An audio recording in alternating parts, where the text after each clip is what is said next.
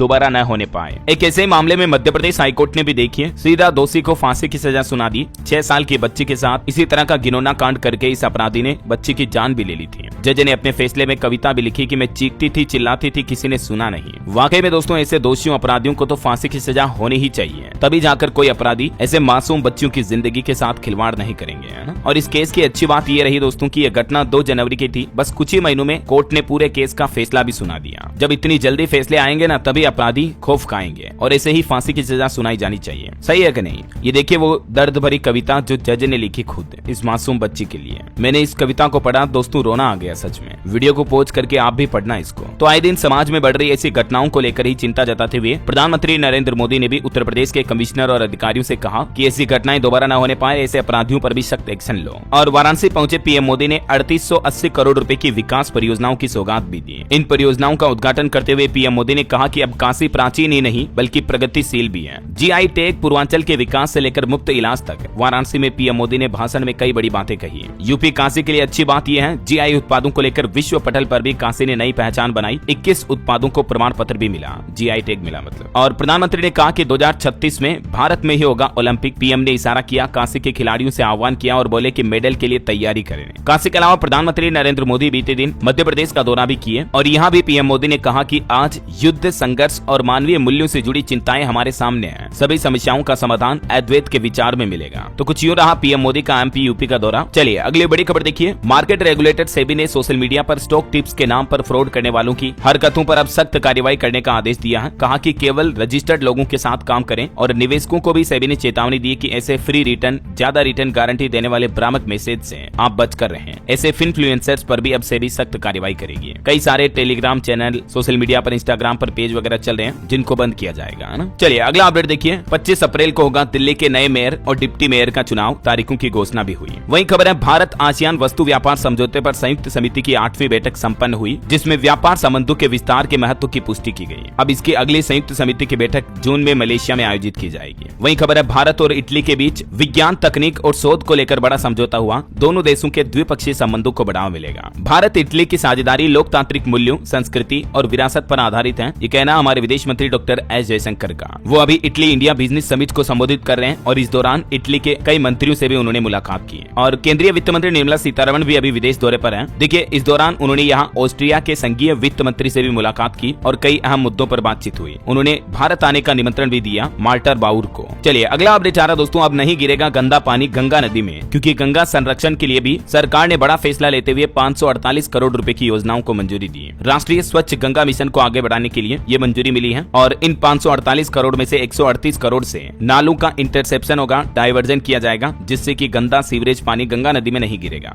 UP Lucknow में हुई बैठक में ये महत्वपूर्ण निर्णय लिए गए। वहीं देखिए दिल्ली के ऑटो वालों के लिए भी अच्छी खबर आई है। सरकार ने बड़ी राहत देते हुए फैसला लिया। अब ऑटो परमिट ट्रांसफर करने के लिए 5 साल का इंतजार नहीं करना पड़ेगा, बल्कि नया ऑटो खरीदने के बाद चालक 1 साल बाद ही उसे बेच सकेंगे। इस फैसले से हजारों ऑटो चालकों को फायदा होगा। दिल्ली सरकार ने ये नियम में बदलाव किया है। चलिए अगला अपडेट देखिए। वक्फ कानून के खिलाफ हिंसक हुआ मुसलमानों का प्रदर्शन। पश्चिम बंगाल के मुर्शिदाबाद में तो 3 लोगों की मौत भी हो गई, तो वहीं धुलियान गंगा में 5000 लोगों ने रेलवे ट्रैक को भी जाम किया। देश भर में लागू हुए नए वक्फ कानून के विरोध में all India Muslim personal law board AIMPLB की तरफ से देश भर में वक्फ बचाओ अभियान शुरू किया गया और इसके चलते देश भर के मुसलमान सड़कों पर उतर आए। सबसे ज्यादा हिंसक प्रदर्शन पश्चिम बंगाल में देखा जा रहा, क्योंकि कहीं न कहीं बंगाल सरकार खुद भी वक्फ संशोधित कानून का विरोध कर रही है। और अभी मुस्लिम पर्सनल लॉ बोर्ड ने ऐलान किया कि अगले 87 दिन तक चलेगा ये प्रदर्शन। वक्फ प्रदर्शन से जुड़ी ये तस्वीरें भी आप देख सकते हैं। हजारों लाखों लोग एक साथ इकट्ठे हुए हैं। महाराष्ट्र, जम्मू कश्मीर, पश्चिम बंगाल, इन राज्यों में सबसे ज्यादा प्रदर्शन के मामले देखे जा रहे हैं। तो इधर बीजेपी ने भी प्लान बनाया है। वक्फ पर विपक्ष को बेनकाब कर मुस्लिमों का भरोसा जीतेगी बीजेपी सरकार। भाजपा भी इसके लिए राष्ट्रव्यापी अभियान चलाएगी। खास करके जो मुस्लिम बस्तियां हैं उनमें जाकर बीजेपी कार्यकर्ता वक्फ संशोधित कानून के लाभ मुस्लिमों को बताएंगे। और पॉलिटिक्स के कुछ और अपडेट देखिए दोस्तों। तमिलनाडु में एनडीए की वापसी हुई। AIADMK के साथ हाथ मिलाया। गृह मंत्री अमित शाह ने चेन्नई में गठबंधन का ऐलान किया। 2026 में पलानी स्वामी होंगे मुख्यमंत्री का चेहरा। आखिरकार तमिलनाडु में भी अब बीजेपी गठबंधन एनडीए शुरू हो चुका है। इधर तमिलनाडु में देखिए आप, हिंदू तिलक पर एक तमिलनाडु मंत्री ने अश्लील कमेंट किया, तो फिर डीएमके ने पोन मुडी को पार्टी पद से ही हटा दिया। कनिमोझी ने कहा था कि अश्लील टिप्पणी स्वीकार नहीं करेंगे। और एक बड़ी चिंताजनक रिपोर्ट आ रही दोस्तों आपकी हेल्थ को लेकर। देखिए भारत में हर 5वां शख्स विटामिन डी की कमी से पीड़ित है और इसके पीछे वजह है बढ़ते शहरीकरण, प्रदूषण और आधुनिक जीवन शैली की वजह से विटामिन डी की कमी के शिकार हो रहे हैं लोग बाग। इस कमी की वजह से न सिर्फ हड्डियां कमजोर होती हैं, बल्कि बल्कि और भी कई दिक्कतें आती जैसे कमजोरी, थकान फील होना, दिल की बीमारियां, टाइप 2 डायबिटीज भी इस विटामिन डी की कमी से बढ़ सकती है और हमारे शरीर का प्रतिरक्षा तंत्र भी कमजोर होता है। तो रोजाना थोड़ा धूप में निकलें, घूमे फिरें, योगा, वर्कआउट, एक्सरसाइज करें और अच्छी चीजें खाएं, दूध, दही, घी, गुड़, फल, फ्रूट वगैरह, है ना। आपके हेल्थ को लेकर कुछ और अपडेट देखिए। एक और चौंकाने वाली रिपोर्ट सामने आ रही कि भारत में कैंसर से भी बड़ी समस्या बन गया मोटापा। लेकिन दुनिया के लिए सबसे बड़ी चिंता की बात हो रही है मेंटल हेल्थ। आजकल के लोगों का मानसिक स्वास्थ्य काफी बिगड़ रहा है और भारत में मोटापे की समस्याएं भी काफी ज्यादा आ रही हैं। हेल्थ सर्विस रिपोर्ट के अंदर ये कुछ चौंकाने वाले आंकड़े खुलासे सामने आए, देख सकते हैं आप। और जो लोग शराब ज्यादा पीते हैं उनके लिए भी एक वैज्ञानिक रिसर्च आ रही है कि सिर्फ 8 पैग शराब पीने मात्र से हमारे दिमाग का सत्यानाश हो जाएगा, पूरी तरह से दिमाग खत्म हो सकता है। हाल ही में वैज्ञानिकों की नई स्टडी में चौंकाने वाला खुलासा सामने आया। ज्यादा शराब पीने वालों को दिमाग से जुड़ी समस्याएं होने का खतरा ज्यादा बढ़ जाता है। न्यूरोलॉजी नाम की मेडिकल जर्नल में प्रकाशित इस रिपोर्ट में बताया गया है कि सप्ताह में 8 या उससे ज्यादा ड्रिंक लेते हैं अगर आप, तो इससे आपके दिमाग में डिमेंशिया और अल्जाइमर से जुड़ी समस्याएं भी हो सकती हैं। इस रिपोर्ट के कुछ डेटा भी आप देख सकते हैं, इसलिए ऐसी गंदी चीजों का सेवन ना करें, शराब का नशा कभी ना करें, है ना। चलिए अगला अपडेट देखिए। पुर्तगाल और स्लोवाकिया दौरे से वापस नई दिल्ली पहुंची देश की राष्ट्रपति द्रौपदी मुर्मू और इन दोनों देशों में भारत के सांस्कृतिक संबंधों पर भी जोर दिया। विदेशों में राष्ट्रपति ने कहा कि भारत प्रौद्योगिकी, नवाचार एवं सतत विकास में वैश्विक लीडर के रूप में उभर रहा है। तो वहीं देखिए, भारत अमेरिका ट्रेड वॉर के बीच विदेश मंत्री बोले कि अमेरिका के सख्त रुख के बीच भी भारत तत्काल व्यापार वार्ता के लिए तैयार है। भारत के लिए एक अच्छी खबर ये आ रही है, वित्त वर्ष 2024-25 में भारत की रिन्यूएबल एनर्जी क्षमता में भी रिकॉर्ड तोड़ 29 गीगावाट से भी ज्यादा की बढ़ोतरी हुई है। और एक रिपोर्ट में कहा जा रहा है कि भारत के नेचुरल गैस खपत में 2030 तक 60% तक का इजाफा यानी बढ़ोतरी हो सकती है। वहीं देखिए, ऑपरेशन ब्रह्मा के तहत भारत ने अब म्यांमार में भूकंप पीड़ितों की मदद के लिए इंजीनियरों और डॉक्टरों की एक और टीम भेजी है। बहरहाल अभी तो कुछ और महत्वपूर्ण और काम की खबरें देखेंगे दोस्तों अपन, लेकिन फिलहाल वक्त तो चला है आज के ताजा मौसम समाचार जानने का। और हाँ, साथ ही आपसे एक छोटी सी गुजारिश ये है, अगर आप DLS न्यूज चैनल से अभी तक भी जुड़े नहीं हो तो जुड़ जाइए, चैनल को सब्सक्राइब करके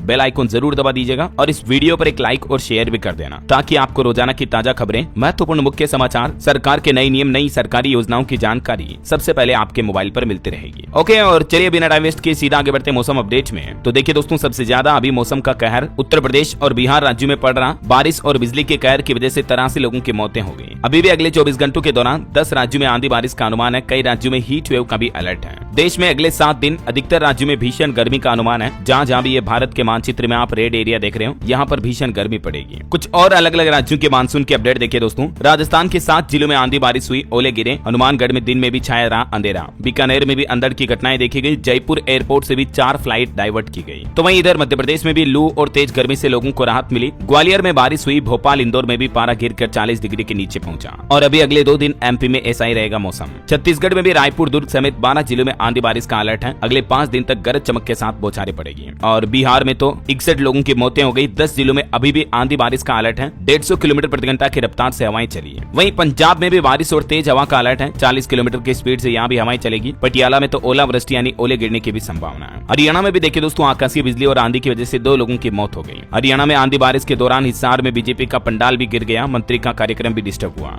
इधर पहाड़ी राज्यों में हिमाचल में फ्रेश स्नोफॉल हुआ। लाहौल स्पीति में 1 इंच हिमपात भी देखा गया। यूपी, नोएडा, आगरा में भी बारिश हुई। मथुरा में आंधी से पेड़ उखड़े। आज पूरे उत्तर प्रदेश में बरसात का अलर्ट है। 50 किलोमीटर की रफ्तार से हवाएं भी चलेगी। और देश की राजधानी दिल्ली NCR में भी धूल भरी आंधी के बाद बारिश हुई। इस वजह से काफी उड़ानें डाइवर्ट की गई। दिल्ली में एक घटना भी हो गई। आंधी के कारण एक 5 मंजिला मकान की दीवार गिर गई। 3 लोग दब गए, 1 की जान चली गई। उत्तराखंड में भी दोस्तों मौसम का कहर जारी है। आकाशीय बिजली गिरने से 27 बकरियों की भी मौत हो गई। देखिए मतलब हालात कितने गंभीर चल रहे हैं। और इस बेमौसम आंधी बारिश की वजह से कई राज्यों में किसानों की फसलों को भी भारी नुकसान हुआ है। और भी दोस्तों अगले 24 घंटों के दौरान मौसम की संभावित गतिविधियां क्या रहेगी देखिए आप। आज 12 अप्रैल को कुछ राज्यों में गर्मी, लू और कुछ में बारिश और तूफान की भी चेतावनी जारी की है मौसम विभाग ने। खासकर राजस्थान, हरियाणा, पंजाब इन राज्यों में तेज हवाएं चलेगी। तो वहीं कल 13 अप्रैल को भी जम्मू कश्मीर, हिमाचल में तेज हवा की चेतावनी। उत्तराखंड, बिहार, उड़ीसा में बिजली गिर सकती है। और पंजाब, हरियाणा, दिल्ली में बारिश भी हो सकती है। ओके, और चलिए मौसम के बाद आगे बढ़ते हैं दोस्तों। सराफा बाजार पर नजर डाल लेते हैं। सोने चांदी के भाव देखिए क्या चल रहे हैं। देखिए 40 घंटों में ही गोल्ड ने सारे रिकॉर्ड तोड़ दिए। इंडोनेशिया से बड़ी मांग ने चौंकाया बाजार। सोने ने एक बार फिर से नया रिकॉर्ड बना दिया। एक ही दिन में सोने के दाम 3192 रुपए बढ़े हैं। इसी साल अब तक सोना 22% बढ़कर 93,353 रुपए प्रति 10 ग्राम तक पहुंच चुका है। जबकि 1 किलो चांदी की कीमत भी बीते दिन 2260 रुपए बढ़ी और अभी चांदी का भाव 92,929 रुपए प्रति किलो चल रहा है। चलिए कुछ मार्केट अपडेट्स पर भी नजर डाल लेते हैं। तो बीते दिन भारत का शेयर मार्केट भी काफी अच्छा तेजी के साथ बंद हुआ। सेंसेक्स 1310 अंक और निफ्टी 429 अंक चढ़ा। मेटल और ऑटो सेक्टर में सबसे ज्यादा खरीदारी हुई। तो वहीं अमेरिका का बाजार 4% गिरा, क्योंकि अमेरिका में ट्रंप सरकार के फैसलों की वजह से बाजार